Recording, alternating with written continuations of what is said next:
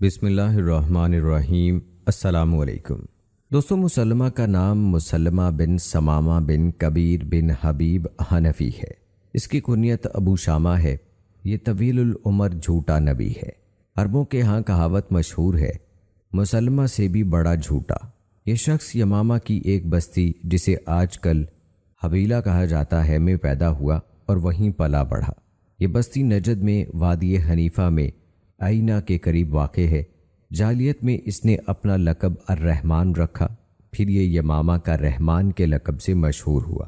مسلمہ نے عرب و عجم کا دورہ کیا، لوگوں کو بیوقوف بنانے کے کرتب سیکھے، جیسا کہ درباروں کے مجاور، شعبدہ باز، جادوگر، لکیر شناس، کاہن اور جنوں پر قبضے کے دعوے دار عامل لوگوں کو اپنی جانب متوجہ کرنے کے لیے مختلف شعبدہ بازیاں اور کرتب دکھاتے ہیں۔ اس کی انہی شعبدہ بازیوں میں سے ایک یہ تھی کہ وہ ظاہراً کٹے ہوئے پروں والے پرندوں کے پر جوڑ کر دکھاتا اور انڈے کو بوتل میں ڈال کر عجیب و غریب تماشے دکھاتا تھا۔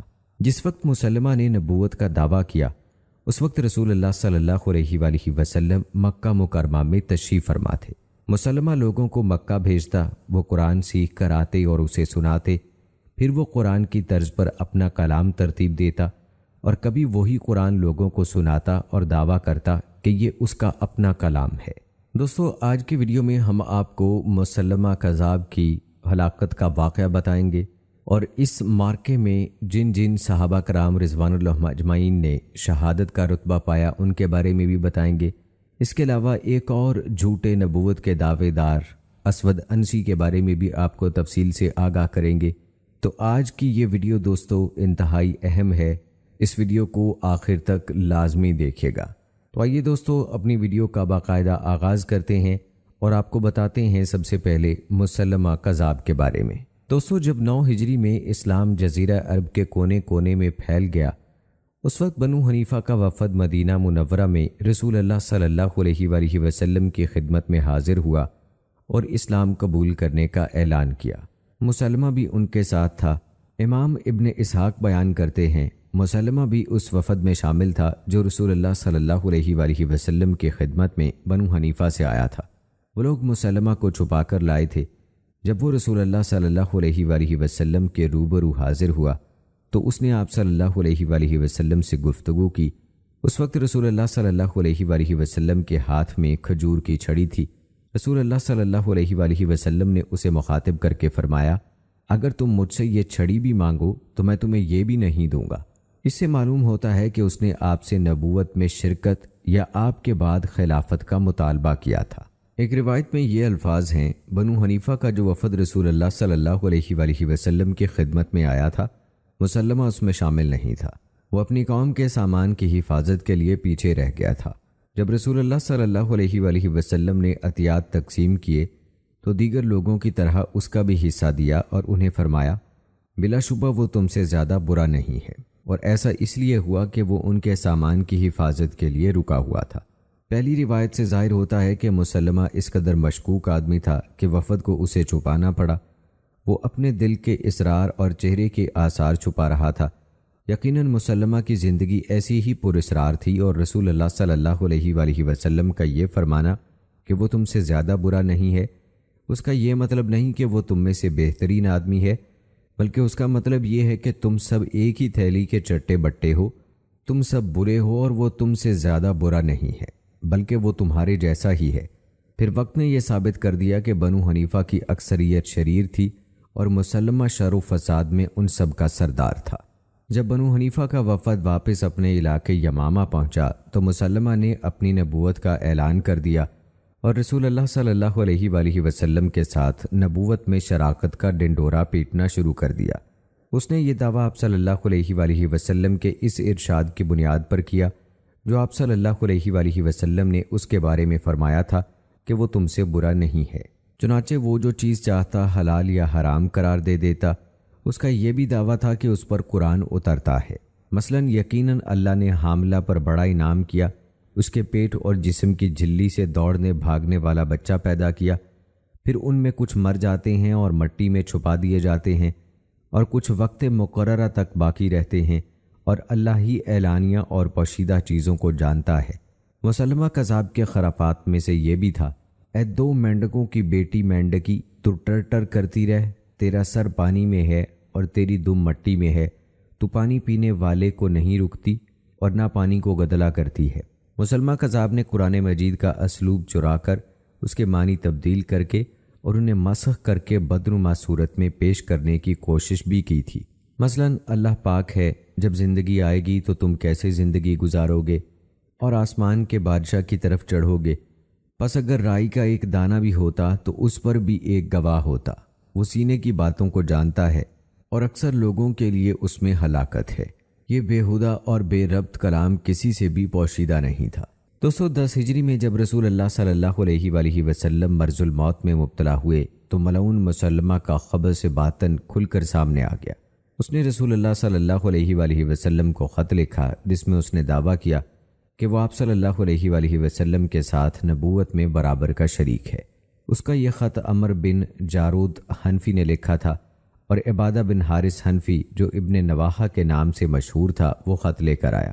اس خط کا مضمون یہ تھا، مسلمہ رسول اللہ کذاب کی طرف سے محمد رسول اللہ صلی اللہ علیہ وآلہ وسلم کے نام، اما بعد بے شک آدھی زمین ہماری ہے اور آدھی قریش کی ہے، لیکن قریش انصاف نہیں کرتے۔ رسول اللہ صلی اللہ علیہ وآلہ وسلم نے اس کا جواب لکھوایا جو حضرت ابی بن کعب رضی اللہ تعالی عنہ نے تحریر کیا۔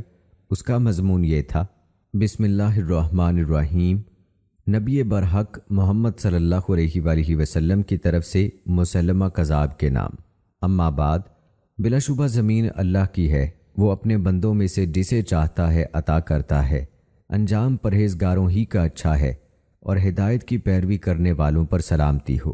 مسلمہ کذاب نے اپنا خط 2 آدمیوں کو دے کر بھیجا تھا، ان میں سے ایک مذکورہ ابن نواحہ تھا جبکہ دوسرے کا نام کا اندراج نہیں کیا گیا۔ جب رسول اللہ صلی اللہ علیہ وآلہ وسلم کو خط سنایا گیا تو آپ نے ان دونوں سے پوچھا، مسلمہ کے بارے میں تمہارا عقیدہ کیا ہے؟ انہوں نے جواب دیا کہ ہم بھی وہی عقیدہ رکھتے ہیں جو مسلمہ کہتا ہے۔ رسول اللہ صلی اللہ علیہ وآلہ وسلم نے ارشاد فرمایا، اللہ کی قسم، اگر سفیروں کو قتل نہ کیے جانے کا دستور نہ ہوتا تو میں تمہاری گردنیں اڑا دیتا۔ دوستو، حضرت ام عمارہ نصیبہ بنت کعب رضی اللہ تعالی عنہا کے لخت جگر حضرت حبیب بن زید انصاری رضی اللہ تعالی عنہ رسول اللہ صلی اللہ علیہ وآلہ وسلم کا نامہ مبارک لے کر مسلمہ کذاب کے پاس گئے۔ جب انہوں نے آپ صلی اللہ علیہ وآلہ وسلم کا مکتوب گرامی مسلمہ کے حوالے کیا تو اس نے کہا، کیا تم گواہی دیتے ہو کہ محمد اللہ کے رسول ہیں؟ انہوں نے جواب دیا، جی ہاں۔ مسلمہ کذاب نے پھر پوچھا، کیا تم گواہی دیتے ہو کہ میں اللہ کا رسول ہوں؟ تو حضرت حبیب رضی اللہ تعالی عنہ نے فرمایا، میں بہرا ہوں، مجھے سنائی نہیں دیتا۔ اس نے یہ سوال بار بار پوچھا اور ہر بار حضرت حبیب رضی اللہ تعالی عنہ اس کی باطل نبوت کی تصدیق سے انکار کرتے رہے اور صفاق و کذاب مسلمہ اپنی باطل نبوت کا اقرار کرانے کے لیے رہ رہ کر ان کا ایک ایک عضو کاٹتا رہا۔ ادھر حضرت حبیب رضی اللہ تعالی عنہ اللہ کے ہاں اجر و ثواب کے حصول کی تمنا سے سرشار ہو کر صبر و ثبات کے پہاڑ بنے رہے، حتیٰ کہ ان کا ایک ایک عضو باری باری کاٹ دیا گیا اور وہ مسلمہ کذاب کے سامنے ہی شہید ہو گئے۔ اب ایک طرف رسول اللہ صلی اللہ علیہ وآلہ وسلم کا اسوہ حسنہ ملاحظہ کیجئے کہ آپ مسلمہ سفارتی آداب اور ملکی دستور کا کس قدر لحاظ کرتے تھے۔ آپ صلی اللہ علیہ وآلہ وسلم سفیروں کو قتل نہیں کرتے تھے، چاہے وہ کتنے ہی سخت جھگڑالو، کافر اور دشمن کیوں نہ ہوتے۔ وہ آپ کے سامنے اپنے کفر کا برملا اظہار کرتے تھے، اس کے باوجود آپ صلی اللہ علیہ وآلہ وسلم انہیں سفارتی تحفظ فراہم کرتے تھے۔ اس شائستہ طرز عمل کے مقابلے میں باطل نبوت کے دعوے دار ملعون مسلمہ کذاب کی بہمیت دیکھیے کہ یہ ظالم انسانیت کے ادنیٰ ترین تقاضوں سے بھی نا آشنا تھا۔ اسے مسلمہ سفارتی آداب کا بھی کوئی پاس لحاظ نہیں تھا۔ وہ ملکی قوانین اور معاہدوں سے یکسر نابلد اور اندھا تھا۔ اس نے سفیر کو صرف قتل ہی نہیں کیا بلکہ انہیں بدترین انداز میں ٹکڑے ٹکڑے کر کے انتہائی اذیت سے دوچار کیا۔ اسلام اور جاہلیت میں یہی نمایاں فرق ہے کہ اسلام معاہدوں اور انسانیت کا احترام کرتا ہے اور جھگڑے کے وقت بھی پوری شرافت و متانت اور احترام انسانیت کا مظاہرہ کرتا ہے، جبکہ کفر صرف فساد فی الارض اور خواہشات کی پیروی ہی کا نام ہے، اس کے سوا وہ کچھ نہیں جانتا۔ دوستو بنو حنیفہ میں مسلمہ کذاب کی باطل تحریک زور پکڑ گئی اور یہ بھی معلوم ہوتا ہے کہ وہ اس کے دھوکے اور فریب میں مبتلا ہونے اور اسے قبول کرنے کے لیے مستعد ہو گئے۔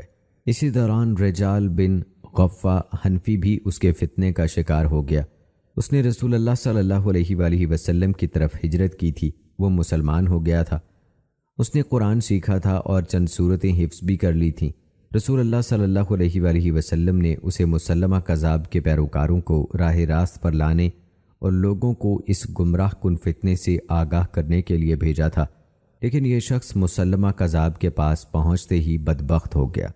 اس نے جھوٹ پر کمر باندھ لی اور لوگوں کے سامنے مسلمہ کے حق میں یہ جھوٹی گواہی دینی شروع کر دی کہ رسول اللہ صلی اللہ علیہ وآلہ وسلم نے مسلمہ کو نبوت میں شریک کر لیا ہے۔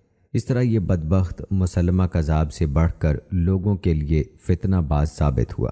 رسول اللہ صلی اللہ علیہ وآلہ وسلم نے اپنی حیات مبارکہ ہی میں رجال بن غفہ کے برے انجام کی طرف اشارہ کر دیا تھا۔ حضرت ابو ہریرہ رضی اللہ تعالی عنہ سے مروی ہے کہ میں لوگوں کی ایک جماعت کے ساتھ رسول اللہ صلی اللہ علیہ وآلہ وسلم کی خدمت میں حاضر تھا۔ ان میں رجال بن غفہ بھی موجود تھا۔ آپ نے فرمایا، بے شک تمہارے مابین ایک ایسا شخص بھی موجود ہے جس کی ایک داڑھ جہنم میں احد پہاڑ سے بڑی ہوگی۔ بعد میں اس جماعت والے سب لوگ فوت ہو گئے، صرف میں اور رجال باقی رہ گئے۔ میں اس پیشین گوئی سے ہمیشہ ڈرتا رہتا تھا، حتیٰ کہ رجال نے مسلمہ کے ساتھ مل کر اس کی نبوت کی تائید شروع کر دی۔ اس طرح اس شخص کا فتنہ مسلمہ کذاب کے فتنے سے بھی زیادہ گمراہ کن ثابت ہوا۔ دوستو یمامہ میں مسلمہ کذاب کے ارتداد کی خبروں سے وہاں کے سچے اور ثابت قدم مسلمانوں کے احوال چھپ گئے ہیں۔ خاص طور پر مسلمہ کذاب کی قوم بنو حنیفہ کے مسلمانوں کی خبریں تو بالکل دب کر رہ گئی ہیں۔ بہت سے جدید محققین نے ان مسلمانوں کا کوئی تذکرہ ہی نہیں کیا جو اس پرفتن دور میں ثابت قدم رہے اور جنہوں نے مسلمہ کذاب کے فتنے کے خلاف اسلامی حکومت کے لشکروں کی بھرپور مدد کر کے اس فتنے کی سرکوبی کی۔ آئیے آپ کو چند انہی صحابہ کرام رضی اللہ عنہم کی زندگی کے بارے میں بتاتے ہیں۔ ان میں حضرت ثمامہ بن اسال رضی اللہ تعالی عنہ کا کردار بھی ہے۔ ابن عاصم بیان کرتے ہیں، یمامہ میں ثابت قدم رہنے والے مسلمانوں میں سے ایک حضرت ثمامہ بن اسال رضی اللہ تعالی عنہ ہیں۔ یہ بنو حنیفہ کے مشہور سردار ہیں، اسی لیے جب بنو حنیفہ کو حضرت خالد رضی اللہ تعالی عنہ کی پیش قدمی کی خبر ملی تو وہ ان کے گرد جمع ہو گئے، کیونکہ وہ ان کے بڑوں میں ایک بلند مرتبہ شخصیت تھے۔ وہ نہایت عقل مند اور صاحب بصیرت اور فہم و فراست کے حامل سردار تھے۔ وہ مسلمہ کذاب کے ارتداد کے سخت مخالف تھے اور مسلمہ کذاب کے پیروکاروں سے فرماتے تھے، اے بنو حنیفہ، تمہارا بھلا ہو، میری بات سنو، ہدایت پا جاؤ گے، میری بات مانو، سیدھی راہ پر گامزن ہو جاؤ گے۔ خوب جان لو کہ محمد صلی اللہ علیہ وآلہ وسلم اللہ کے سچے نبی اور رسول تھے، ان کی نبوت اور رسالت میں ہرگز کوئی شک نہیں۔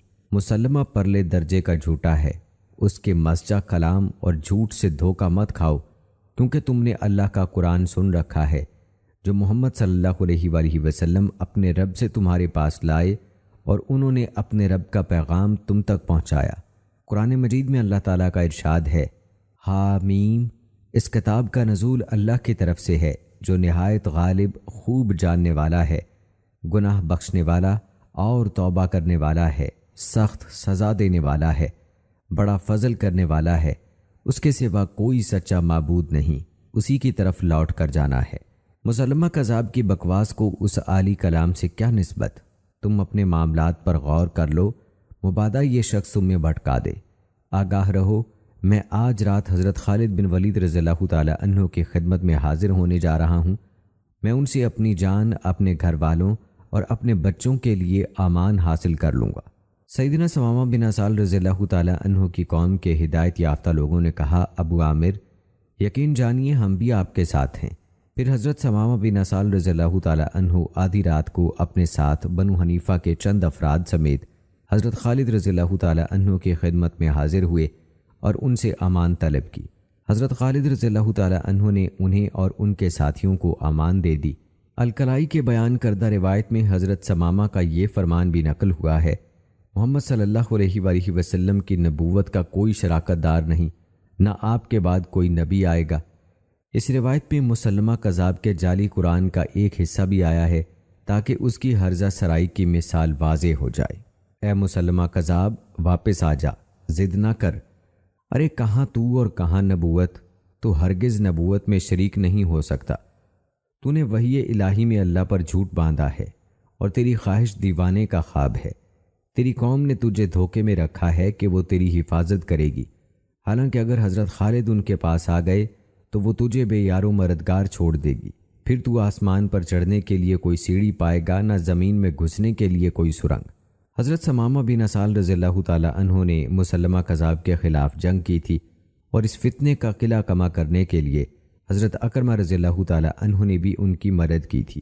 اور آئیے دوستو اب تذکرہ کرتے ہیں حضرت خالد رضی اللہ تعالی عنہ کی مسلمہ کذاب کی طرف پیش قدمی اور معرکہ یمامہ کی۔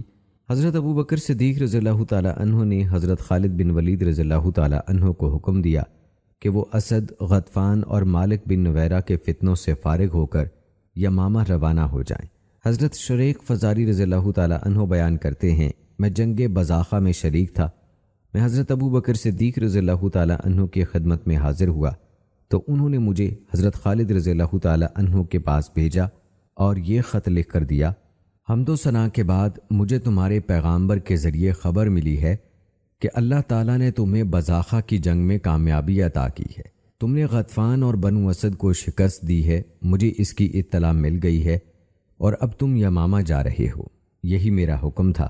میں تمہیں تاکید کرتا ہوں کہ اللہ وحدہ لا شریک سے ڈرتے رہنا، اپنے ساتھی مسلمانوں کے ساتھ نرمی سے پیش آنا، ان سے ایک والد کی طرح شفقت کا سلوک کرنا، خالد بن ولید خبردار، بنو وغیرہ کے فخر و تکبر سے بچنا۔ بے شک میں نے تمہارے تقرر میں اس شخص کی بات رد کر دی ہے جس کی بات میں کسی معاملے میں رد نہیں کرتا۔ جب تم بنو حنیفہ سے جا ملو تو غور و فکر سے کام لینا، کیونکہ ان جیسی قوم سے تمہارا واسطہ نہیں پڑا۔ وہ سب تمہارے خلاف ہوں گے، ان کا علاقہ بھی وسیع ہے۔ جب تم ان کے علاقے میں پہنچو تو خود کمان کرنا۔ میمنہ یعنی دائیں فوج اور میسرہ یعنی بائیں فوج کا الگ الگ امیر مقرر کرنا، گھڑ سوار دستے کا بھی امیر مقرر کرنا، اپنے ساتھ شریک اکابر صحابہ کرام مہاجرین و انصار سے برابر مشورہ کرتے رہنا، ان کے فضل و شرف کا پورا لحاظ کرنا۔ پھر جب تمہاری دشمن کے ساتھ مٹ بھیڑ ہو، وہ اپنی صفوں میں کھڑے ہوں تو ان کا مقابلہ کرنے کے لیے تمہاری تیاری مکمل ہونی چاہیے۔ تیر کے مقابلے میں تیر، نیزے کے مقابلے میں نیزہ اور تلوار کے مقابلے میں تلوار لانا، قیدیوں کو قتل کر دینا، مرتدوں کی خوب خون ریزی کرنا، خبردار میری حکم عدولی نہ کرنا۔ والسلام علیکم۔ یہ خط حضرت خالد رضی اللہ تعالی عنہ کے پاس پہنچا، انہوں نے اسے پڑھا اور کہا، آپ کا حکم سر آنکھوں پر۔ حضرت خالد رضی اللہ تعالی عنہ مرتدوں کے خلاف جنگ کے لیے یمامہ روانہ ہوئے۔ انہوں نے اپنے ساتھ مسلمانوں کی کثیر تعداد کو تیار کیا۔ انصار کی قیادت حضرت خالد بن قیس بن شماس کو سونپی، اور رستے میں ملنے والے مرتدوں کو کیفر کردار تک پہنچاتے ہوئے آگے بڑھتے رہے۔ حضرت ابو بکر صدیق رضی اللہ تعالی عنہ نے حضرت خالد رضی اللہ تعالی عنہ کی مدد کے لیے ایک لشکر جرار اس وقت کے جدید ترین اسلحے سے مسلح کر کے بھیجا تاکہ وہ حضرت خالد رضی اللہ تعالی عنہ کی پشت پناہی کر سکے اور کوئی دشمن پیچھے سے حضرت خالد رضی اللہ تعالی عنہ کو زک نہ پہنچانے پائیں۔ حضرت خالد رضی اللہ تعالی عنہ نے راستے میں موجود مرتد اعرابیوں کے ساتھ بھی جنگ کی اور انہیں دوبارہ دائرہ اسلام میں داخل کیا، سجا کے آخری دستوں کو شکست سے دوچار کیا، پھر یمامہ کی طرف بڑھ گئے۔ جب مسلمہ کذاب کو حضرت خالد رضی اللہ تعالی عنہ کی آمد کی خبر ملی تو وہ یمامہ کی ایک جانب اقربہ کے مقام پر لشکر بند ہو گیا۔ اس نے اپنے لوگوں کو بلایا اور حضرت خالد رضی اللہ تعالی عنہ کے خلاف جنگ پر اکسایا۔ اہل یمامہ تیار ہو کر آ گئے۔ اس نے میمنہ اور میسرہ پر محکم بن طفیل اور رجال بن غفوہ اپنے جھوٹے گواہ کو امیر مقرر کیا۔ حضرت خالد رضی اللہ تعالی عنہ نے حضرت اقربہ اور شرحبیل رضی اللہ تعالی عنہ کے ساتھ مل کر اس حال میں پیش قدمی کی کہ لشکر اسلامی کے ہر اول دستے کے امیر شرحبیل بن حسنہ تھے، جبکہ میمنہ اور میسرہ کے امیر بالترتیب حضرت زید بن خطاب اور ابو حذیفہ بن عتبہ بن ربیعہ رضی اللہ تعالی عنہ تھے۔ مرتدین کا ایک ہر اول دستہ 40 یا 60 گھڑ سواروں پر مشتمل تھا۔ وہ مجاہ بن مرارہ حنفی کی قیادت میں گزرا۔ وہ بنو تمیم اور بنو عامر سے اپنا انتقام لینے کی غرض سے گیا تھا۔ وہ واپسی اپنی قوم کی طرف آ رہا تھا کہ مسلمانوں نے اسے دستے کو گرفتار کر لیا۔ جب انہیں خالد رضی اللہ تعالیٰ عنہ کی خدمت میں پیش کیا گیا تو انہوں نے معذرت کی، مگر حضرت خالد رضی اللہ تعالیٰ عنہ نے ان کی معذرت قبول نہیں کی۔ مجاع کے علاوہ تمام فوجیوں کی گردنیں اڑا دینے کا حکم دیا۔ مجاع کو زنجیروں میں جکڑ کر قید کر لیا۔ اسے اس کے جنگی فن اور مہارت سے استفادے کے لیے باقی رکھا۔ وہ بنو حنیفہ کا سردار اور بڑے مقام و مرتبے والا آدمی تھا۔ یہ بھی کہا جاتا ہے کہ جب مجاع کی زیر کمان دستے کو حضرت خالد رضی اللہ تعالیٰ عنہ کی خدمت میں پیش کیا گیا تو خالد رضی اللہ تعالیٰ عنہ نے ان لوگوں سے پوچھا، اے بنو حنیفہ، تمہارا عقیدہ کیا ہے؟ انہوں نے جواب دیا، ہمارا عقیدہ یہ ہے کہ ایک نبی ہم میں سے ہوگا اور ایک نبی تم میں سے ہوگا۔ اس پر حضرت خالد رضی اللہ تعالیٰ عنہ نے انہیں قتل کر دیا۔ ایک روایت میں ہے کہ حضرت خالد رضی اللہ تعالیٰ عنہ نے اس سے پوچھا، تمہیں ہماری اطلاع کب ملی تھی؟ انہوں نے جواب دیا، ہمیں آپ کی کوئی اطلاع نہیں ملی، ہم تو بنو عامر اور بنو تمیم وغیرہ سے اپنا بدلہ لینے کی غرض سے گئے تھے۔ حضرت خالد رضی اللہ تعالیٰ عنہ نے ان کی اس بات کو تسلیم نہ کیا، بلکہ انہیں مسلمہ کذاب کا جاسوس گردانا، اس لیے ان سب کو قتل کرنے کا حکم دیا۔ انہوں نے حضرت خالد سے کہا، اگر تم کل اہل یمامہ کے ساتھ بھلائی یا برائی کا ارادہ رکھتے ہو تو ہمارے رئیس مجاع کو زندہ رہنے دو۔ چنانچہ اس کے علاوہ باقی سب قتل کر دیے گئے۔ مجاع بن مرارہ بنو حنیفہ کا سردار تھا، نہایت معزز اور مقبول رئیس تھا۔ حضرت خالد جب بھی کسی جگہ پڑاؤ ڈالتے، مجاع کو بلاتے، اس کے ساتھ مل کر کھانا کھاتے اور گفتگو کرتے۔ ایک دن انہوں نے اس سے کہا، مجھے اپنے نبی مسلمہ کے بارے میں بتاؤ، وہ تمہیں کون سا قرآن پڑھاتا تھا؟ کیا تمہیں اس میں سے کچھ یاد ہے؟ اس نے جواب دیا، مجھے کچھ یاد ہے، اور پھر کچھ رجزیہ شعر سنائے۔ حضرت خالد رضی اللہ تعالیٰ عنہ وہ اشعار سن کر اٹھے اور اپنا ایک ہاتھ دوسرے پر مار کر بولے، اے مسلمانوں، اللہ کے دشمن کی سنو، وہ کس طرح قرآن مجید کے مقابلے میں شعر کہتا ہے۔ پھر فرمایا، اے مجاع، تیری بربادی ہو، میں تو تجھے بڑا عقل مند سردار سمجھتا تھا، ذرا اللہ کی کتاب قرآن مجید سن اور پھر اللہ کے دشمن کی جسارت کا بغاؤ اور مطالعہ کر۔ پھر حضرت خالد رضی اللہ تعالیٰ عنہ نے ایک آیت تلاوت کی۔ اس پر مجاع نے کہا، ہاں، ایک بحرینی شخص مسلمہ کا کاتب تھا، مسلمہ نے اسے اپنا مقرب خاص بنا لیا، کوئی دوسرا شخص اس کا ہم پلہ نہیں۔ وہ کاتب ہمارے پاس آ کر کہتا تھا، اہل یمامہ تمہاری خرابی ہو، اللہ کی قسم تمہارا یہ نبی کذاب ہے، امید نہیں کہ تم مجھے اس بارے میں جھٹلاؤ گے، بلا شبہ تمہیں میرے مقام و مرتبے کا اچھی طرح علم ہے، اللہ کی قسم مسلمہ تم سے جھوٹ بکتا ہے، اس نے باطل پر تمہاری بیعت لی ہے۔ حضرت خالد رضی اللہ تعالیٰ عنہ نے پوچھا، اس بحرینی شخص کا کیا نام ہے؟ مجاع نے کہا، وہ بھاگ گیا۔ وہ مسلسل یہی بات دہراتا رہا حتیٰ کہ مسلمہ کو اس کی خبر ہو گئی۔ اس نے اسے جان سے مارنے کی دھمکی دی۔ وہ فوراً نکل بھاگا اور بحرین چلا گیا۔ حضرت خالد نے پھر فرمایا، اچھا آگے چلو، اس خبیث کے مزید جھوٹ سناؤ۔ مجاع نے اس کے مزید رجزیہ شعر سنائے۔ حضرت خالد رضی اللہ تعالیٰ عنہ نے فرمایا، افسوس، یہ کلام تمہارے نزدیک حق تھا اور تم اس کذاب کی تصدیق کرتے تھے۔ اس نے جواب دیا، اگر وہ ہمارے نزدیک سچا نہ ہوتا تو کل تمہارے مقابلے میں 10,000 کا لشکر تلواریں چمکا کر نہ آتا۔ وہ تم سے خونریز جنگ لڑے گا اور جس کی موت پہلے ہی لکھی ہے وہ مر جائے گا۔ حضرت خالد رضی اللہ تعالیٰ عنہ فرمانے لگے، تب اللہ تعالیٰ ہی تمہارے مقابلے کے لیے ہمیں کافی ہوگا، وہ اپنے دین کو عزت دے گا، کیونکہ تم اس سے لڑائی لڑو گے، تم لوگ اسی کے دین کے در پہ ہو۔ حضرت خالد رضی اللہ تعالیٰ عنہ کا یہ جواب ان کے اللہ پر ناقابل تسخیر ایمان اور یقین کامل کی دلیل ہے۔ اللہ تعالیٰ پر مضبوط ایمان اور اس حقیقت پر مکمل یقین کہ وہ اپنے دین کی ضرور مدد کرے گا، یہی وہ دو خوبیاں تھیں جنہوں نے حضرت خالد رضی اللہ تعالیٰ عنہ کی شخصیت میں جنگی فنون چمکا دیے تھے اور مارکہ آرائی کی بے مثل قیادت کا جوہر تابدار پیدا کر دیا تھا۔ جنگ بزاخہ والے دن ان کے ہاتھ سے 2 تلواریں ٹوٹی تھیں۔ وہ اپنے دل کو ایمان باللہ کے نور سے منور رکھتے اور صرف اللہ تعالیٰ ہی کی نصرت پر اعتماد کرتے تھے۔ اسی اعتماد کی وجہ سے ان کی نظر میں ان کا دشمن ہیچ اور بے وقت ہو جاتا تھا اور دشمن کے دل پر ان کی ہیبت چھا جاتی تھی۔ شاندار فتح یابی اور دشمن کو بدترین شکست دینے کا یہی اصلی طریقہ ہے۔ حضرت خالد رضی اللہ تعالیٰ عنہ نے جنگی پلان اس طرح ترتیب دیا کہ پہلے دشمن کے خلاف نفسیاتی جنگ برپا کی جائے اور بعد میں تلواروں کی لڑائی لڑی جائے۔ لہٰذا انہوں نے زبید بن لبید کو اہل یمامہ کے سردار ماحکم بن طفیل کے پاس بھیجا، جو کسی زمانے میں ان کا دوست تھا۔ انہوں نے زیاد کو یہ کام سونپا کہ ماحکم بن طفیل کو کسی نہ کسی طرح مسلمہ سے توڑ لو۔ حضرت خالد نے زیاد کو تاکید کی، تم جا کر اسے ایسی باتیں سناؤ کہ وہ مسلمہ کے لشکر سے الگ ہو جائے۔ چنانچہ زیاد نے ماحکم کو کچھ اشعار لکھے۔ ان اشعار کا ترجمہ یہ ہے: اگر گھڑ سوار پیاسے نیزوں کے ساتھ حملہ آور ہو گئے تو اہل یمامہ پر ایسی ہولناک بربادی چھا جائے گی جو ان سے کبھی نہ ٹلے گی۔ اللہ کی قسم، تم سے یہ گھوڑے اس وقت تک نہیں مڑیں گے جب تک تم اہل حجر یعنی قوم سمود یا قوم عاد کی طرح تباہ و برباد نہ ہو جاؤ۔ اسی طرح حضرت خالد رضی اللہ تعالی عنہ عمیر بن صالح یشکری کے پاس بھی گئے۔ وہ مسلمان ہو چکے تھے، انہوں نے اپنی قوم سے اپنا ایمان چھپایا ہوا تھا۔ وہ بڑے پختہ اور راسخ العقیدہ مسلمان تھے۔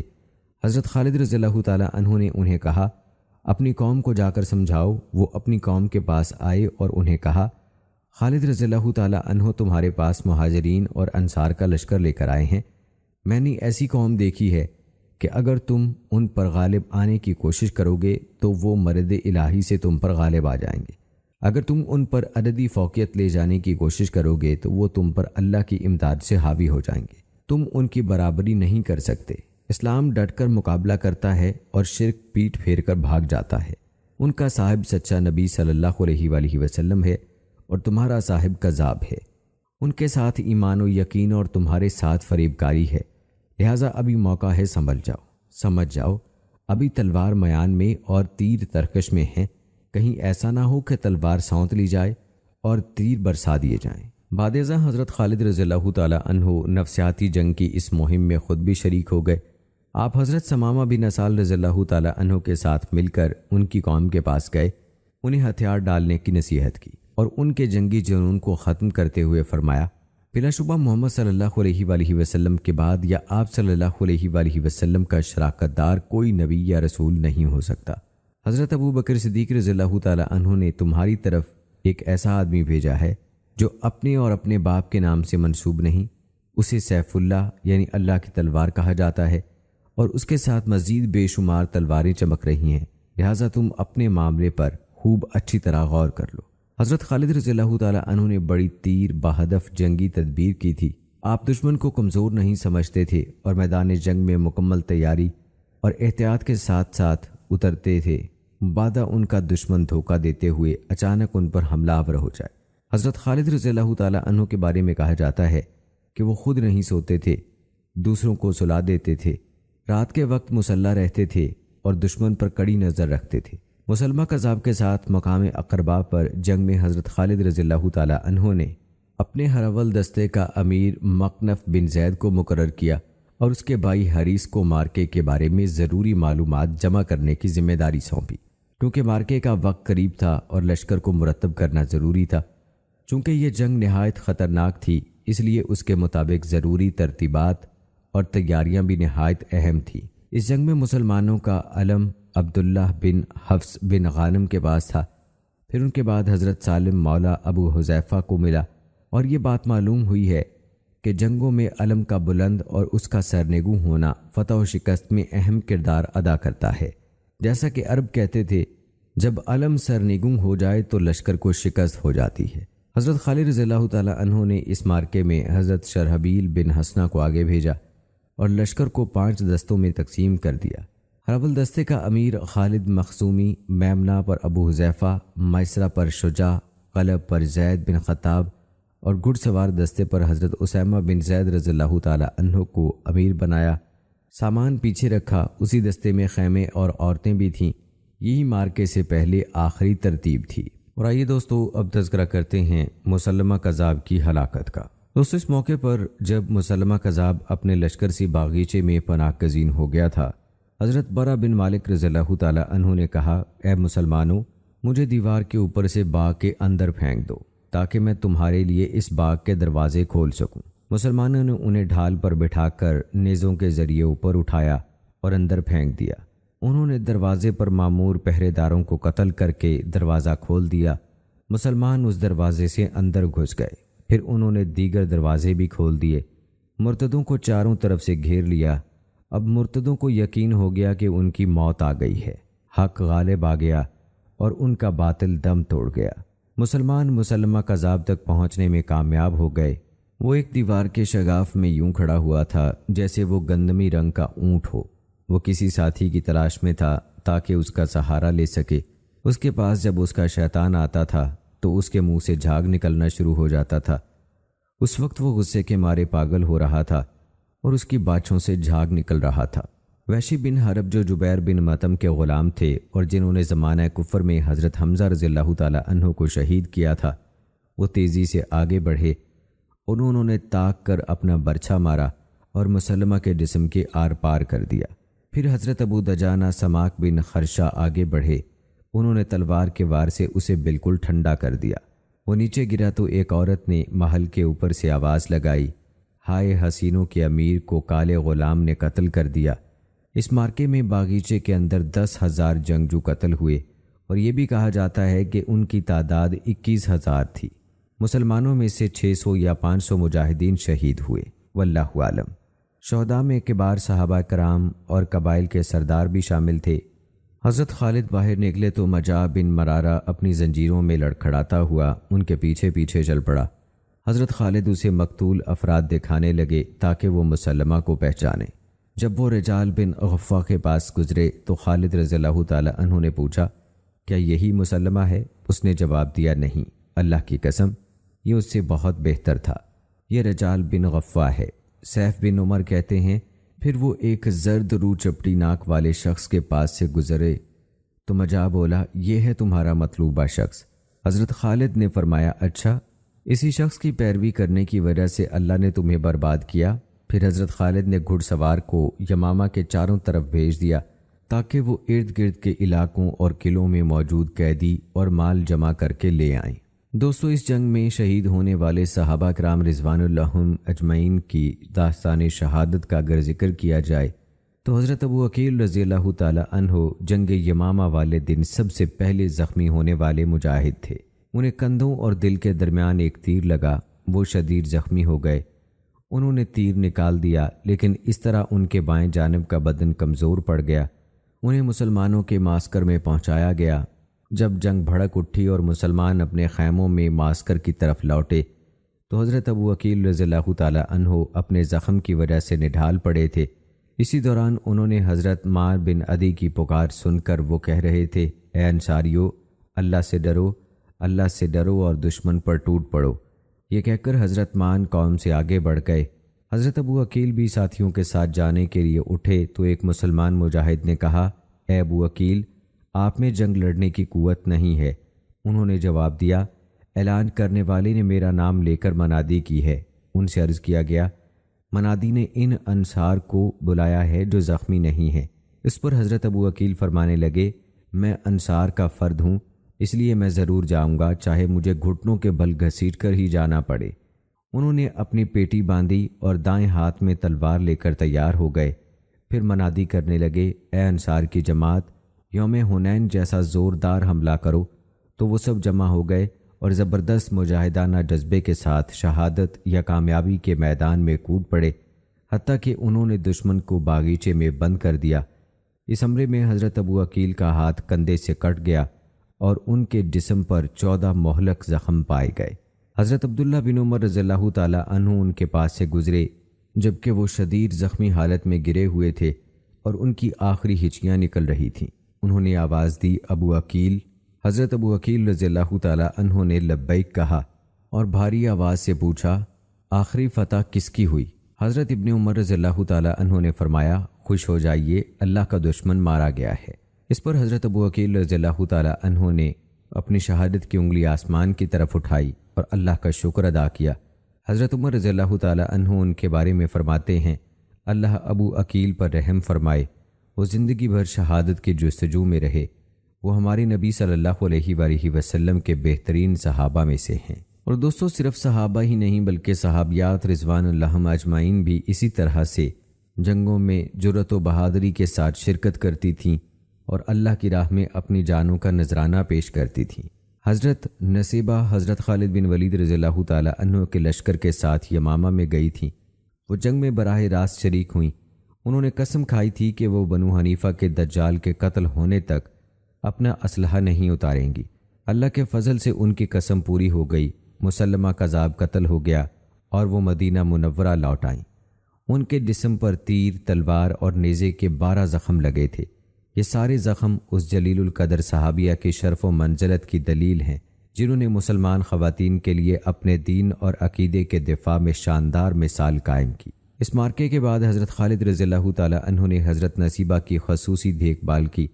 حضرت نصیبہ رضی اللہ تعالی عنہ فرماتی ہیں، جب جنگ ختم ہو گئی اور میں اپنے خیمے میں واپس آ گئی تو حضرت خالد رضی اللہ تعالی عنہ میرے پاس ایک طبیب لے کر آئے۔ اس نے گرم تیل سے میرا علاج کیا۔ اللہ کی قسم، اس سے مجھے اپنا بدن کٹنے سے بھی زیادہ تکلیف ہوئی۔ حضرت خالد رضی اللہ تعالی عنہ نے ہمارا بہت خیال رکھا، میری تیمارداری کی، ہمارا حق خوب ادا کیا اور ہمارے بارے میں رسول اللہ صلی اللہ علیہ وآلہ وسلم کی وصیت پر خوب عمل کیا۔ دوستو، ہم آپ کو حضرت خالد بن ولید رضی اللہ تعالی عنہ کو شہید کرنے کی ناکام کوشش کے بارے میں بھی بتائیں گے، لیکن پہلے تذکرہ کرتے ہیں نبوت کے ایک اور جھوٹے دعوے دار بدبخت اسود عنسی کی ہلاکت کے بارے میں۔ اسود عنسی کا نام ابہلا بن کعب بن غوث اور کنیت ذوالخمار یعنی چادر والا تھی، کیونکہ وہ ہر وقت چادر سے امامہ باندھے رکھتا تھا اور اسے اس کے چہرے کی سیاہی کی وجہ سے اسود کہا جاتا تھا۔ وہ ایک طاقتور آدمی تھا، لمبے تڑنگے جسم کا مالک تھا، بہت بہادر، شعلہ نوا، خطیب، جادوگر، ماہر کاہن اور شعبدہ باز سمجھا جاتا تھا۔ وہ عجیب و غریب تماشے دکھاتا اور لوگوں کو چرب زبانی کے سحر میں جکڑ لیتا تھا۔ وہ لوگوں کو اپنا تابع بنانے کے لیے زر کثیر بھی صرف کرتا تھا۔ حجۃ الوداع سے واپسی پر رسول اللہ صلی اللہ علیہ وآلہ وسلم کی بیماری کی خبر پھیلتے ہی اسود عنسی نے نبوت کا دعویٰ کر دیا۔ یہ بھی کہا جاتا ہے کہ اس نے خود کو رحمان الیمن یعنی یمن کا رحمان کہلوانا شروع کر دیا تھا، جیسا کہ مسلمہ کذاب خود کو یمامہ کا رحمان کہلواتا تھا۔ اسود عنسی نے نبوت کا دعویٰ کیا، لیکن محمد صلی اللہ علیہ وآلہ وسلم کی نبوت کا انکار بھی نہیں کیا۔ اس کا دعویٰ تھا کہ اس کے پاس صحیق اور شقیق یا شریک نامی 2 فرشتے وحی لے کر آتے ہیں۔ اپنے دعوے سے پہلے اس نے اپنا معاملہ مخفی رکھا، وہ خاص لوگوں کو اپنے گرد جمع کرتا رہا۔ پھر اچانک اس نے دعوی نبوت کر کے لوگوں کو اپنی طرف متوجہ کر لیا۔ اس کے سب سے پہلے پیروکار اس کے اپنے قبیلے والے عنسی لوگ تھے۔ پھر اس نے مزہج قبیلے والوں کو خط لکھا تو ان کے عوام اور اقتدار کے بھوکے چند زعماء نے اس کی دعوت قبول کر لی۔ چنانچہ اس نے قبائلی عصبیت کو ہوا دی، کیونکہ وہ خود بھی عنسی تھا اور انس مزہج قبیلے ہی کی شاخ تھی۔ اہل نجران سے بنو حارث بن کعب نے، جو کہ مسلمان تھے، اسود کو پیغام بھیجا کہ ہمارے قبیلے میں آؤ تاکہ ہم تمہاری دعوت سن سکیں۔ اسود آیا تو یہ سب اس کے پیروکار ہو گئے، کیونکہ یہ لوگ برضا و رغبت مسلمان نہیں ہوئے تھے۔ اس طرح ان کے بعد قبیلہ زبید، عود، مسلیہ اور حکم بن سعد العشیرہ کے لوگ اس کے پیروکار بنتے گئے۔ وہ کچھ عرصہ نجران میں قیام پذیر رہا۔ عمر بن مادی کرب زبیدی اور قیس بن مکشو مرادی کے شامل ہونے سے اس کا جتھا مضبوط ہو گیا۔ پھر یہ فروہ بن میسک مرادی اور عمر بن حزم کو شکست دے کر ان کے علاقوں پر قابض ہو گیا۔ اس کے بعد اس پر سینا پر قبضے کا بھوت سوار ہو گیا تو وہ 6 یا 700 گھڑ سواروں کے ساتھ سینا پر حملہ ور ہو گیا، جن کی اکثریت بنو حارث بن کعب اور انس قبیلے والوں کی تھی۔ چنانچہ یہ لشکر اہل سینا کے ساتھ صف آرا ہوا۔ ان کا امیر شہر بن بازان فارسی تھا۔ وہ اپنے والد کے ساتھ مسلمان ہوا تھا۔ ان کا آمنا سامنا سینا سے باہر شعوب کے مقام پر ہوا۔ شدید خونریز جنگ ہوئی، شہر بن بازان شہید ہو گیا اور اہل سینا شکست کھا گئے۔ اسود نے راسخ العقیدہ مسلمانوں کو اذیت ناک سزائیں دیں۔ اس نے ایک مسلمان کو جس کا نام نعمان تھا گرفتار کر لیا اور اس کا ایک ایک عضو کاٹ کر اسے شہید کر دیا۔ اس کی وحشت ناک سزاؤں سے بچنے کے لیے اس کے زیر تسلط علاقوں کے مسلمانوں نے تقیہ سے کام لیا۔ اسود کے غلبے سے آزاد مسلمانوں نے نئے سرے سے صف بندی کی اور اپنی قوت کو مجتمع کیا، جیسا کہ فروہ بن میسک مرادی نے آسیہ نامی جگہ میں پناہ لی۔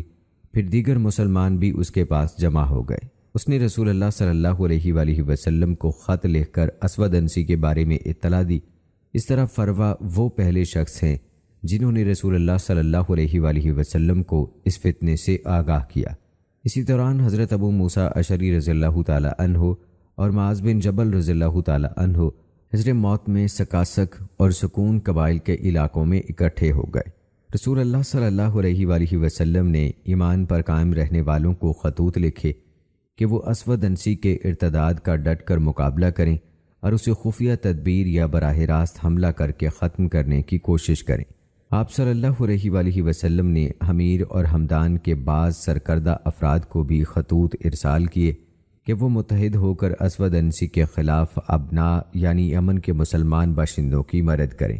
چنانچہ آپ صلی اللہ علیہ وآلہ وسلم نے وبر بن یخنس کو فیروز دلیمی جشیمش دلیمی کی طرف بھیجا، حضرت جریر بجلی رضی اللہ تعالی عنہ کو ذلقلہ حمیری اور ذلزلیم حمیری کی طرف روانہ کیا، اور اقرا بن عبداللہ حمیری کو ذلزود اور ذی مران ہمدانی کی طرف بھیجا۔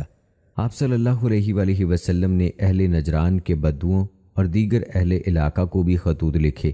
حارث بن عبداللہ جہنی کو اپنی وفات سے قبل یمن بھیجا۔ انہیں رسول اللہ صلی اللہ علیہ وآلہ وسلم کی وفات کی خبر یمن ہی میں موصول ہوئی تھی۔ مصادر سے یہ بات واضح نہیں ہو سکی کہ رسول اللہ صلی اللہ علیہ وآلہ وسلم نے حارث بن عبداللہ جہنی کو یمن کی کس جانب یا کس خاص مقام کی طرف بھیجا تھا۔ ممکن ہے انہیں حضرت معاذ بن جبل رضی اللہ تعالی عنہ کی طرف روانہ کیا گیا ہو، کیونکہ انہیں رسول اللہ صلی اللہ علیہ وآلہ وسلم کا ایک خط موصول ہوا تھا، اس میں آپ نے انہیں حکم دیا تھا کہ اسود انسی کو قتل کرنے کے لیے لشکر بھیجو، جیسا کہ حضرت ابو موسیٰ اشعری رضی اللہ تعالی عنہ اور طاہر بن ابی حالہ کو بھی رسول اللہ صلی اللہ علیہ وآلہ وسلم کا خط ملا تھا کہ اسود انسی کو دھوکے سے یا فوجی حملے کے ذریعے سے قتل کرنے کی کوشش کرو۔ بہرحال رسول اللہ صلی اللہ علیہ وآلہ وسلم کے ان خطوط کا خاطر خواہ نتیجہ نکلا جن کی طرف آپ نے یہ خطوط ارسال کیے تھے۔ وہ آپ کی زندگی میں اور وفات کے بعد بھی اسلام پر پختہ رہے، ان میں سے کوئی مرتد یا متزلزل نہیں ہوا۔ حمیر اور ہمدان کے سرداروں نے اپنے تعاون اور مدد کے لیے ابنا کو خط لکھے۔ عین اسی وقت اسود انسی کے فتنہ ارتداد کا مقابل کرنے کے لیے اہل نجران بھی ایک جگہ اکٹھے ہو گئے۔ اس وقت اسود انسی کو اپنی ہلاکت کا یقین ہو گیا۔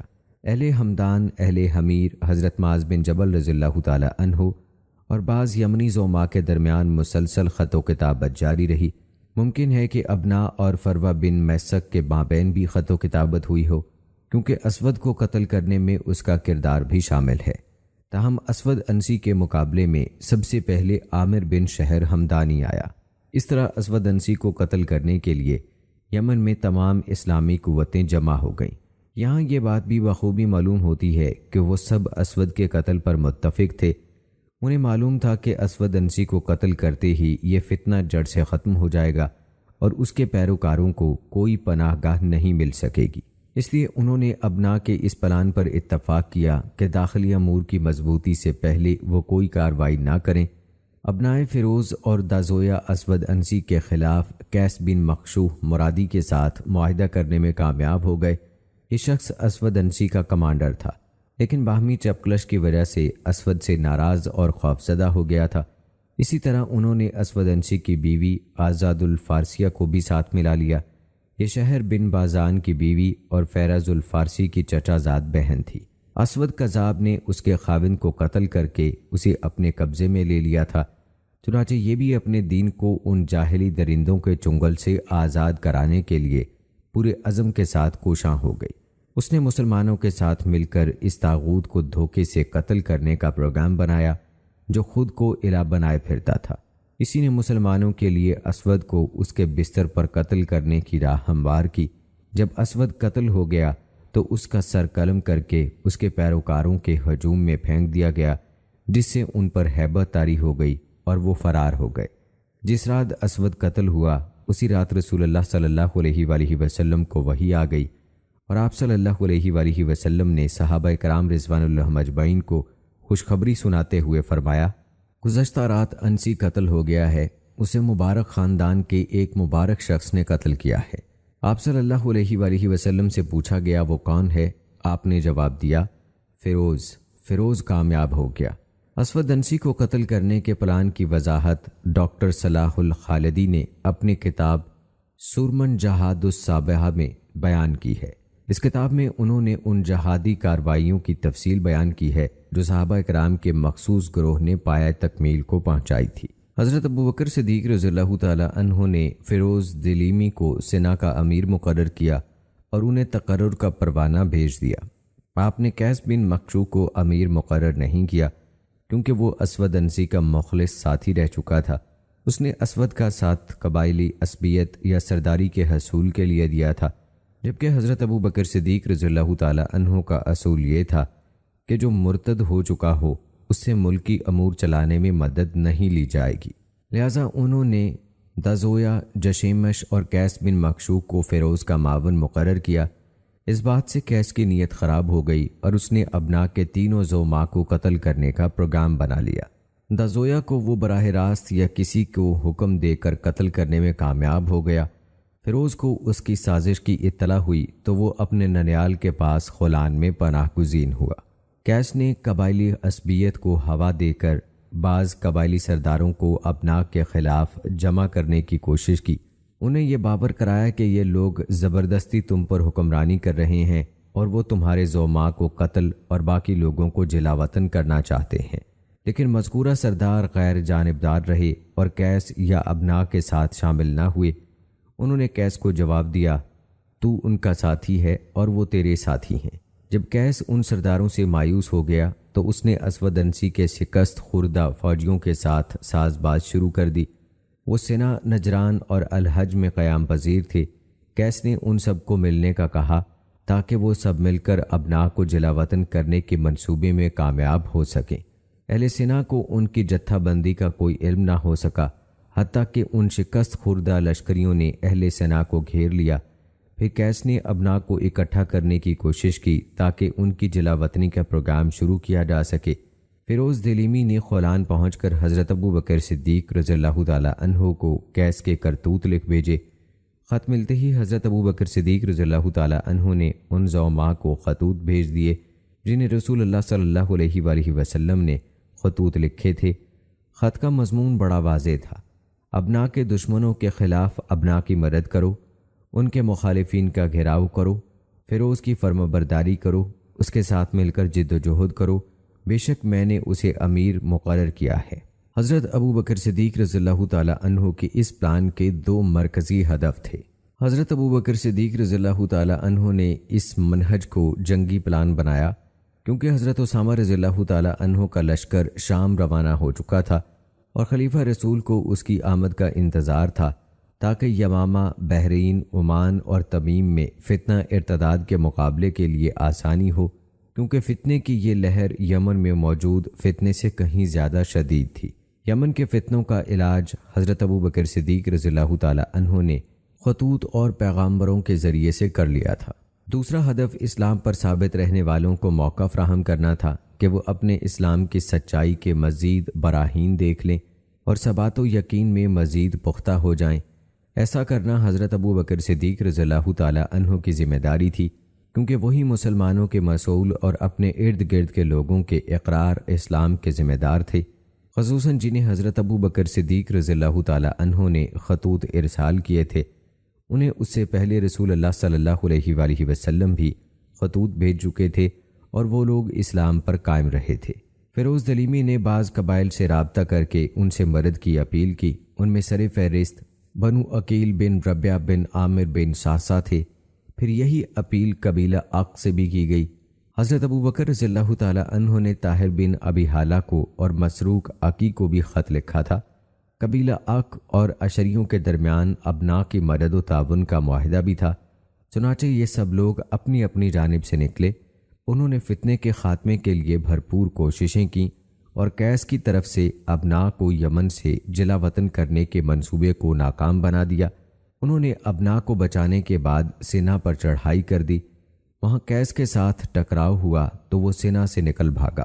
حضرت ابوبکر صدیق رضی اللہ تعالی عنہ نے اس منہج کو جنگی پلان بنایا کیونکہ حضرت اسامہ رضی اللہ تعالی عنہ کا لشکر شام روانہ ہو چکا تھا اور خلیفہ رسول کو اس کی آمد کا انتظار تھا تاکہ یمامہ، بحرین، عمان اور تمیم میں فتنہ ارتداد کے مقابلے کے لیے آسانی ہو، کیونکہ فتنے کی یہ لہر یمن میں موجود فتنے سے کہیں زیادہ شدید تھی۔ یمن کے فتنوں کا علاج حضرت ابو بکر صدیق رضی اللہ تعالی عنہ نے خطوط اور پیغامبروں کے ذریعے سے کر لیا تھا۔ دوسرا ہدف اسلام پر ثابت رہنے والوں کو موقع فراہم کرنا تھا کہ وہ اپنے اسلام کی سچائی کے مزید براہین دیکھ لیں اور ثبات و یقین میں مزید پختہ ہو جائیں۔ ایسا کرنا حضرت ابو بکر صدیق رضی اللہ تعالی عنہ کی ذمہ داری تھی، کیونکہ وہی مسلمانوں کے مسئول اور اپنے ارد گرد کے لوگوں کے اقرار اسلام کے ذمہ دار تھے، خصوصاً جنہیں حضرت ابو بکر صدیق رضی اللہ تعالی عنہ نے خطوط ارسال کیے تھے۔ انہیں اس سے پہلے رسول اللہ صلی اللہ علیہ وآلہ وسلم بھی خطوط بھیج چکے تھے اور وہ لوگ اسلام پر قائم رہے تھے۔ فیروز دلیمی نے بعض قبائل سے رابطہ کر کے ان سے مدد کی اپیل کی۔ ان میں سر فہرست بنو عقیل بن ربیہ بن عامر بن ساسا تھے۔ پھر یہی اپیل قبیلہ عق سے بھی کی گئی۔ حضرت ابو بکر رضی اللہ تعالی عنہ نے طاہر بن ابی حالہ کو اور مسروق عقی کو بھی خط لکھا تھا۔ قبیلہ عق اور اشریوں کے درمیان ابناء کی مدد و تعاون کا معاہدہ بھی تھا۔ چنانچہ یہ سب لوگ اپنی اپنی جانب سے نکلے۔ انہوں نے فتنے کے خاتمے کے لیے بھرپور کوششیں کیں اور قیس کی طرف سے ابناء کو یمن سے جلا وطن کرنے کے منصوبے کو ناکام بنا دیا۔ انہوں نے ابناء کو بچانے کے بعد سینا پر چڑھائی کر دی۔ وہاں قیس کے ساتھ ٹکراؤ ہوا تو وہ سینا سے نکل بھاگا اور اسود انسی کے ساتھیوں کی طرح نجران، سینا اور لہج میں ٹھوکریں کھاتا رہا۔ البتہ وہ عمر بن مادی کرب زبیدی کے ساتھ شامل ہونے میں کامیاب ہو گیا۔ چنانچہ وہ سینا دوسری مرتبہ پیغامبروں اور خطوط کے ذریعے امن و امان حاصل کرنے میں کامیاب رہا۔ حضرت ابو بکر صدیق رضی اللہ تعالی عنہ اس فتنے کو اندرونی قوتوں کے ذریعے سے ختم کرنے کی پالیسی پر گامزن رہے۔ مورخین اس پالیسی کو اسلام پر ثابت قدم رہنے والوں کو مرتدین کے خلاف برسر پیکار کرنے کی پالیسی کے عنوان سے یاد کرتے ہیں۔ تہامہ یمن میں فتنہ ارتداد کے خاتمے میں خلیفۃ المسلمین کی کوششوں کا کوئی ذکر نہیں ملتا، بلکہ تہامہ کے مسلمانوں مثلاً مسروق عقی وغیرہ نے اپنی قوم کے ساتھ اس فتنے کی سرکوبی کی۔ تہامہ میں فتنہ ارتداد کو ختم کرنے والوں کے سرخیل طاہر بن ابی حالہ تھے، جنہیں رسول اللہ صلی اللہ علیہ وآلہ وسلم نے تہامہ کے ایک حصے کا والی مقرر کیا تھا، جو کہ عق اور اشری قبیلوں کا علاقہ تھا۔ ابو بکر صدیق رضی اللہ تعالی عنہ نے عکاشہ بن ثور کو حکم دیا کہ وہ تہامہ میں رہ کر اہل تہامہ کی صف بندی کریں اور نئے احکام وصول ہونے کا انتظار کریں۔ آپ نے بجیلہ قبیلے کی طرف حضرت جریر بجلی رضی اللہ تعالی عنہ کو بھیجا اور انہیں حکم دیا کہ وہ اپنی قوم کے پختہ مسلمانوں کو اپنے ساتھ لے کر مرتدین کے ساتھ جہاد کریں اور خشم قبیلے کے مرتدین کو بھی تہود دیگ کریں۔ حضرت جریر بن عبداللہ رضی اللہ تعالی عنہ حضرت ابو بکر صدیق رضی اللہ تعالی عنہ کے احکام نافذ کرنے کے لیے روانہ ہو گئے۔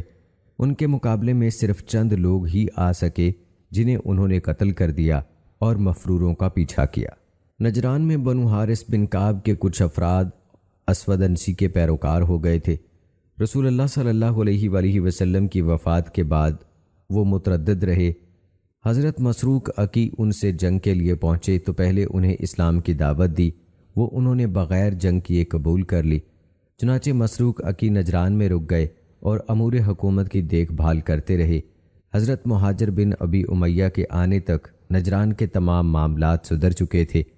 حضرت ابو بکر صدیق رضی اللہ تعالی عنہ کی طرف سے فتنے کو اندرونی قوتوں کے ذریعے ختم کرنے کی پالیسی کامیاب ہو گئی اور آپ جیش اسامہ کی واپسی کے بعد لشکر روانہ کرنے میں مصروف ہو گئے۔